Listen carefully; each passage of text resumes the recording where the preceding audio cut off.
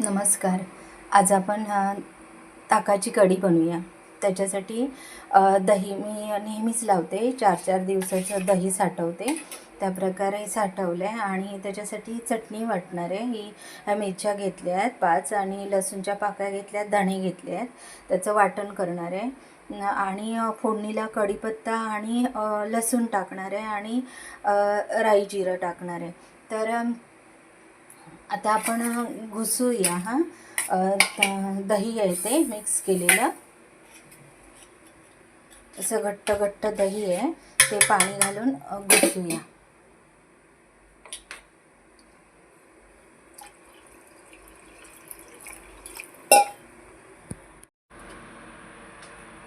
चला आता आपण दही घुसूया. मस्त वाटते ना दही घुसायला, छान वाटतं. मला दही घुसायची सवय आहे, कारण लग्नाच्या आधी मी आईबाबांकडे होते तेव्हा आमच्याकडे बाबांच्या तेव्हा खूप गाई आणि होत्या ना, तर तेव्हा श्रावणात वगैरे गाई आल्या ना की आमच्याकडे ताक खूप साचायचं, म्हणजे दही खूप साचायचं. 2-2, 3-3 दिवसांनी आमच्याकडे ताक केलं जायचं, खूप असायचं ताक.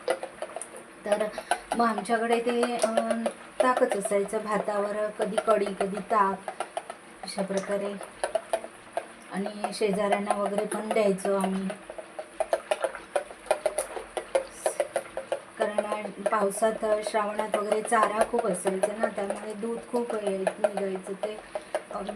ते थोडं गिरायकांना देऊन मग उरलेलं दह्याला लावायचं. तर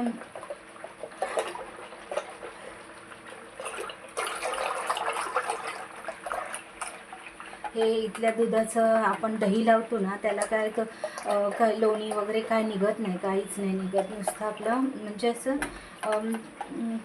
ताक म्हणून आपण त्याचं हे करायचं. विकत आणण्यापेक्षा, विकतच्या पिशव्या आणण्यापेक्षा घरी दही लावायचं आणि ते पाणी घालून मिक्स करायचं आणि मग असं रवीने घुसायचं. तर आता आपण हे दह्याचं ताक बनवलं आहे. आता मी ती चटणी वाटणार आहे आणि नंतर मग फोडणी दाखवताना आणि कढी दाखवते तुम्हाला. चटणी वाटून कढी केली की छान होते, घट्ट वगैरे अशी लागते, पण चवीला छान.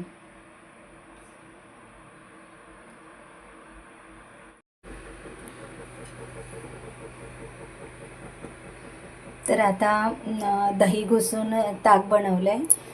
थोडंसं मीठ पण टाकलं आहे चवीपुरतं. आता आपण टोप ठेवला आहे आणि आता फोडणीला देऊया कढी.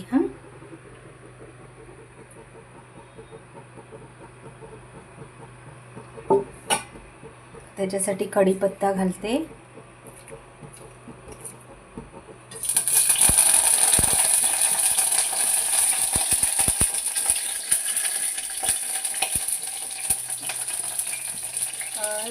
राई जिरं घालायचे, कारण मिरची आपण हे वाटणात घातली आहे ना. हे वाटप अशा पद्धतीत वाटप केलं आहे, ते आता कढीमध्ये घालते.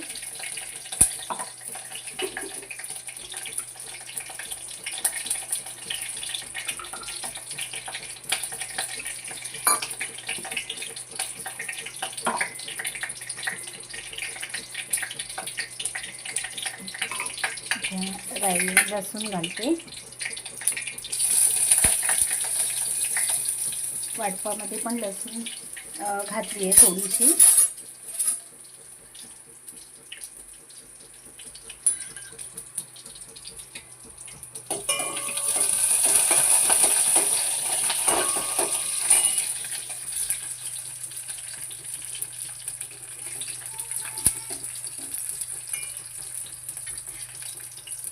राई जिरं घालते.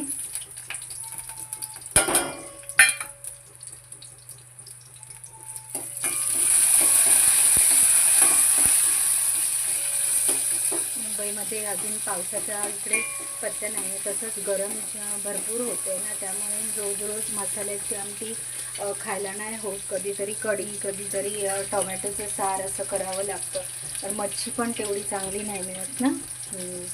तर आता लसूण घातली फोडणीला, राई जिरं घातलं. आता थोडंसं हिंग घालते.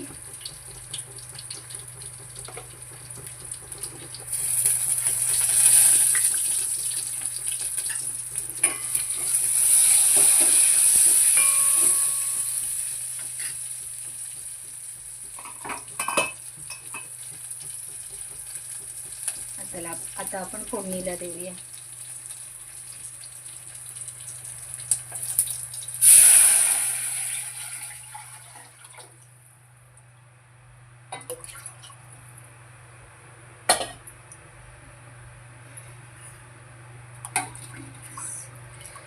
चटणी वाटून म्हणजे ते वाटप काढलेलं होतं ना, धणे, लसूण आणि हे मिरची, त्यामुळे कसं थोडासा घट्टपणा येतो आणि भातावर पण घट्ट वाटतं असं. कढीचं काय माहिती आहे, अशी थोडं थोडं असं ढवळत राहायचं आणि चांगली जोराची वाफ आली ना की गॅस बंद करायचा, नाही तर ती फुटते. आणि मग असं हे कसं चहा कशी कधी कधी फसतो आपण आणि चहा फुटते किंवा दूध खराब होतं, तशा पद्धतीत दिसते. म्हणून ती कढ यायच्या अगोदरच गॅस बंद करायचा. कढीला जास्त वेळ असं नाही ठेवायचं, गरम वाफ जास्त यायला लागली ना की बंद करायचं.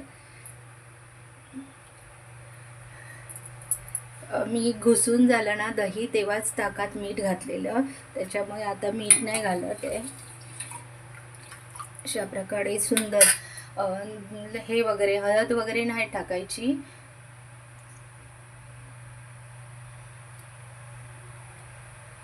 राई, जिरं, कोथिंबीर, कढीपत्ता टाकला की छान, म्हणजे एक प्रकारचं मस्त वाटतं. कढीला रंग पण छान येतो आणि दिसते पण छान.